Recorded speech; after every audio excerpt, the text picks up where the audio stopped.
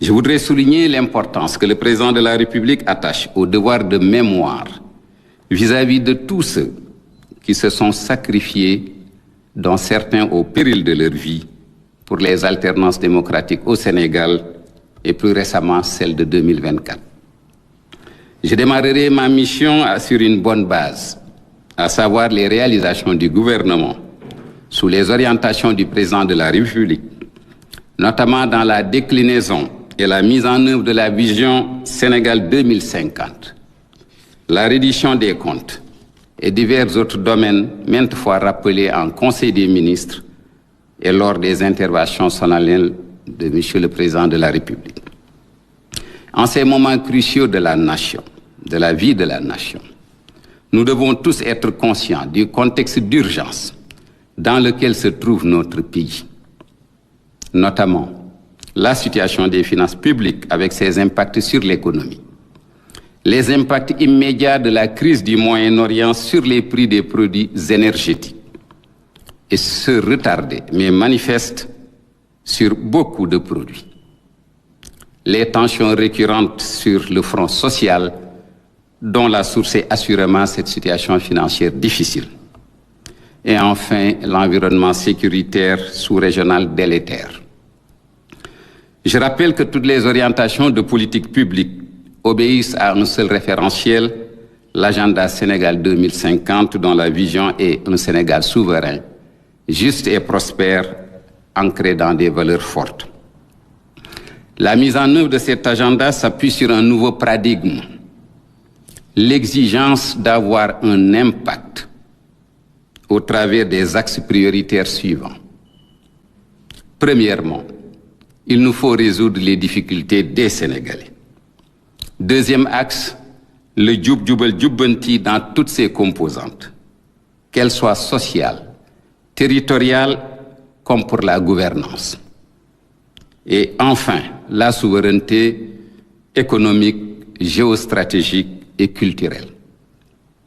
Le Sénégal est à un tournant. Cela appelle à une mobilisation de la nation autour de cet agenda. Sénégalais d'ici et d'ailleurs, jeunes, femmes, ruraux, citadins, société civile, autorités religieuses et coutumières. Tout ceci se fera avec l'exigence de maintenir notre engagement africain et notre label d'une référence en Afrique en matière de cohésion nationale et de défense de la démocratie. Il ne s'agit point d'un changement de cap dans les engagements de transformation systémique du Sénégal. C'est plutôt un changement de méthode dans la cohérence institutionnelle et de l'action gouvernementale voulue par le chef de l'État, en veillant à la fidélité aux engagements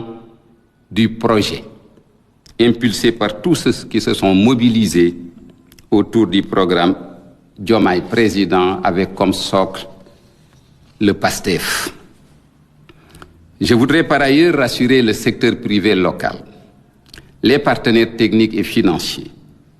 et les investisseurs étrangers. Le Sénégal est un pays sûr et fiable et entend le rester.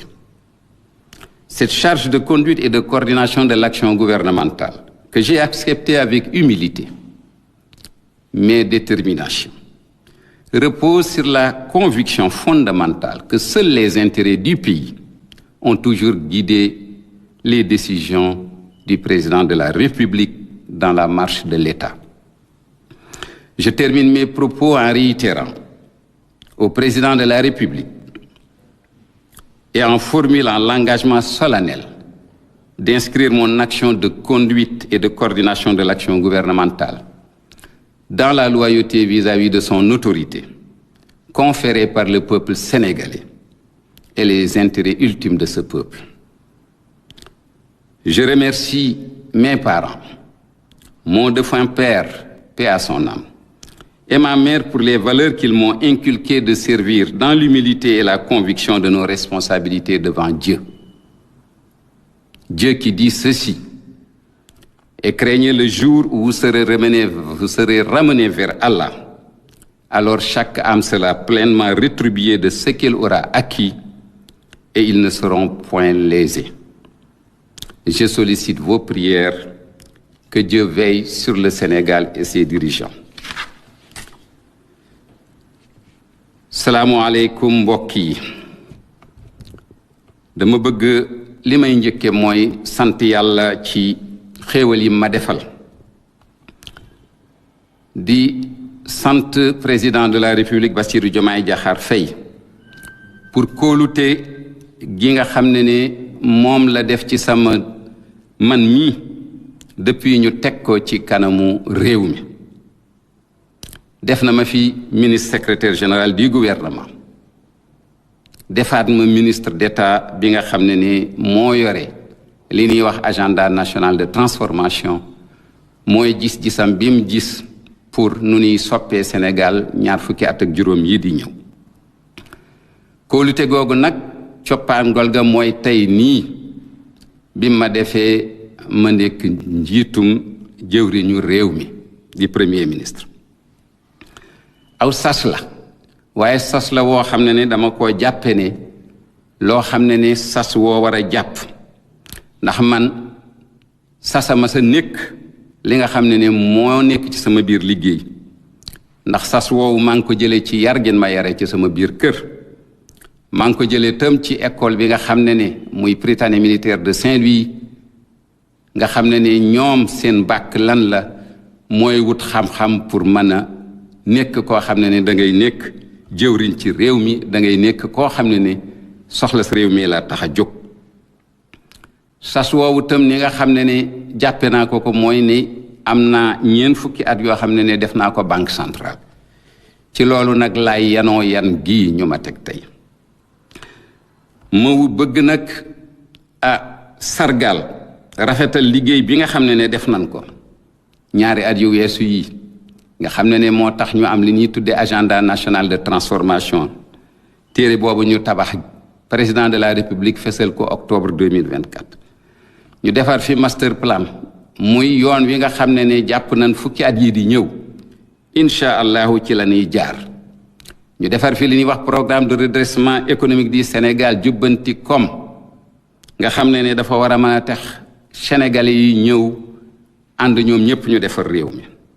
ci lan ci koppar yoo xam ne war nañ koo wut ñu defar fi itam li nga xam ne mool nañ ko ci ni ñuy doxale réew mi juróomi at yi di ñëw loolu lépp nag ñu ngi ko def ci loo xam ne président de la république moo ko sumb moo ko digle ba pare dénk ko premier ministre bi nga xam ne moo fi newoon di Ousmane Sonko mu daal di koy doxal te man la ma ca liggéey mooy ne liggéey naa ko premier ministre Ousmane Sonko nekkoon ministre secrétaire général du gouvernement après nekk ministre d'État nekk ci keppaaru président de la république. dama bëgg nag fësal li nga xam ne président de la république solo gu mu yanu pour ne sas la boo xam ne def na ko boppam mooy ñi nga xam ne danoo dogu woon ci Sénégal démocratie dox fi nga xam ne am na ñoo xam ne dem nañ ba ñàkk ci seen bakkan rawatina alternance bu mujj bii 2024 président de la république nee na ci lépp lu muy yor ci réew mi loolu du jóg mukk ci xelam. sas bii ñu ma jox nag danaa ko door nga xam ne danaa wéeru ci réalisation jëf yoo xam ne yu fës la yu gouvernement bi doxal ci ndigalu président de la république te waxoon naa ko léegi muy vision 2050 lenn tam reddition des comptes mooy ne ngalawaay képp koo xam ne tooñ nga réew mi wala def nga lu warul